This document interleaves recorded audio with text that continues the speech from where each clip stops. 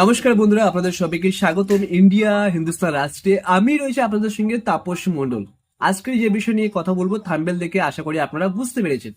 বাংলাদেশে হিন্দু নির্যাতন হবার কারণ মুসলিমরা দায়ী না হিন্দুরা দায়ী? সব থেকে নম্বর ওয়ান কারণ হচ্ছে হিন্দুরা দায়ী। কারণ বাংলাদেশের মধ্যে একটা সময় যখন প্রথমে হিন্দুরা ঐক্যবদ্ধ হয়ে বসবাস করার কথা ছিল, সেই সময় তারা সব থেকে বড় ভুল করে ফেলেছিল বাংলাদেশের হিন্দুরা, যার কারণে ধীরে ধীরে ঐক্যবদ্ধতা হারিয়ে গেছে হিন্দুদের মধ্যে। বাংলাদেশ থেকে হিন্দু শূন্য হতে যাচ্ছে। কারণ যে হিন্দুরা একটা সময় হিন্দুদের হয়ে সাপোর্ট করেনি, সেই হিন্দুরা এখন ঐক্যবদ্ধ হবার সংকেত দিচ্ছে, অর্থাৎ ঐক্যবদ্ধ হবার জন্য আহ্বান করছে। কিন্তু এই হিন্দুরাই তো একটা সময় হিন্দুদের বিরোধিতা করেছিলেন, জানেন কি? এমন ঘটনা আমাদের পশ্চিমবঙ্গের মধ্যেও কিন্তু হচ্ছে বাংলাদেশি কায়দায়। তাহলে আমি বলি, মুসলিমদের দোষ কতটা? অ্যাকচুয়ালি দেখুন, যেখানে হিন্দুরা হিন্দুদের মধ্যে সম্পর্ক হারিয়ে ফেলছে, সেখানে তো মুসলিমরা আক্রমণ করবেই। এটা স্বাভাবিক কথা। যখন দেখবেন নিজেদের মধ্যে নিজেদের অশান্তি হবে, অর্থাৎ ঘর শত্রুর সঙ্গে যখন ঘর শত্রুর একটা বিভেদ সৃষ্টি হবে, তখন কিন্তু বাইরের শত্রু সেই সময় আক্রমণ করার চেষ্টা করবে। ঠিক তেমনই বাংলাদেশের হিন্দুদের অবস্থা তেমনই হয়েছিল, যেখানে দেখা গিয়েছে নিজেরা ঐক্যবদ্ধ হারিয়ে ফেলেছিল। নিজেদের মধ্যে যে ভালোবাসা, নিজেদের মধ্যে যে বসবাস করার যে একটা ছিল, নিজেদের মধ্যে আমরা ঐক্যবদ্ধভাবে মেনে নেওয়া, সেটাও একটা ছিল। এই কিছু কারণের জন্য হিন্দুরা হয়তো বর্তমান অবহেলিত রয়েছে বাংলাদেশে। আর এই পরিস্থিতির মধ্যে মুসলিম সম্প্রদায়ের কিছু ব্যক্তি, সবাইকে বলছি না, সব মুসলিমরা খারাপ হতে পারে না, সব হিন্দুরা খারাপ হতে পারে না। দেখুন, সবাই আমরা মানুষ। তবে হিন্দুদের মধ্যে যেমন খারাপ লোক রয়েছে, খারাপ ব্যক্তি রয়েছে, ঠিক তেমনি মুসলিমদের মধ্যেও খারাপ লোক রয়েছে, ব্যক্তি রয়েছে।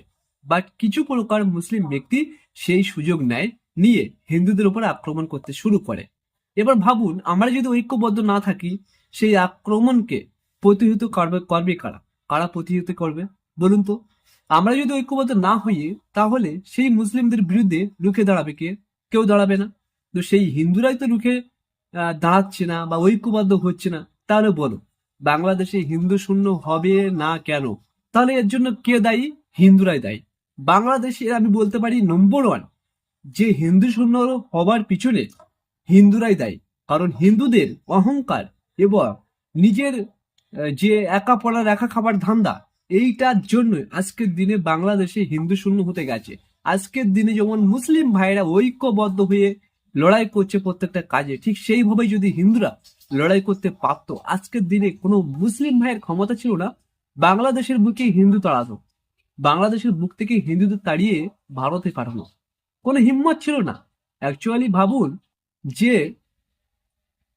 যে বাংলাদেশে অ্যাকচুয়ালি হিন্দুদের স্থান সর্বপ্রথম ছিল, সেই হিন্দুরা এখন ধীরে ধীরে স্থান বদল করে চলে আসছে, শূন্য হতে যাচ্ছে। এটাই হচ্ছে বর্তমান হিন্দুদের সব থেকে খারাপ দিক, আর এটাই সব থেকে হিন্দুদের বড় ভুল। হ্যাঁ, তবে বর্তমান যে সরকার রয়েছে, সেই সরকারের আমলে হয়তো কিছু পরিমাণ পাকিস্তানি দালালি ঢুকে গেছে। তো তারা হয়তো দেশটাকে ধ্বংস করার চেষ্টা করছে, বাংলাদেশটা। তো জানি না আমার পার্শ্ববর্তী বাংলাদেশ, যে দেশটা আমাদের ইন্ডিয়ান আর্মির ভূমিকা রয়েছে, ইন্ডিয়ান আর্মির রক্ত দিয়ে বাংলাদেশটাকে পাকিস্তানের হাত থেকে রক্ষা করেছিল, সেই দেশটার মানুষগুলো ভালো থাকুক, সুস্থ থাকুক, এটাই আমি চাইবো। এবার হিন্দু মুসলিম ভাই ভাই এটা থাকবে সারা জীবন। কারণ দেখুন, আমরা যদি ঐক্যবদ্ধ না থাকি, কখনো দেশকে এগিয়ে নিয়ে যেতে পারবো না, এটা আমাদের কর্তব্য। আর হ্যাঁ, দেশের মধ্যে কোনো রোহিঙ্গা অনুপ্রবেশকারী চলবে না, এটাই সব থেকে আমাদেরকে টার্গেট রাখতে হবে। ঠিক আছে? আর আমি যেটা বলেছিলাম, কেন বাংলাদেশে হিন্দু শূন্য হতে গেছে, সব থেকে বড় কারণ হিন্দুদের ভুল। হিন্দুদের ভুলকে আগে নিজেরা ধরতে শিখতে হবে, তারপর তারপর অন্যের ভুল ধরবো।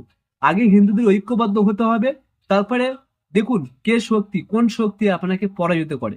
কোনো শক্তি আপনাকে পরাজিত করতে পারবে না। এটাই হচ্ছে মূল বিষয়। তো আশা করি বুঝতে পারলেন। আর বাংলাদেশের মুসলিম ভাইদেরকে আমি কখনো খারাপ বলতে চাই না, কারণ সবাই সমান নয়।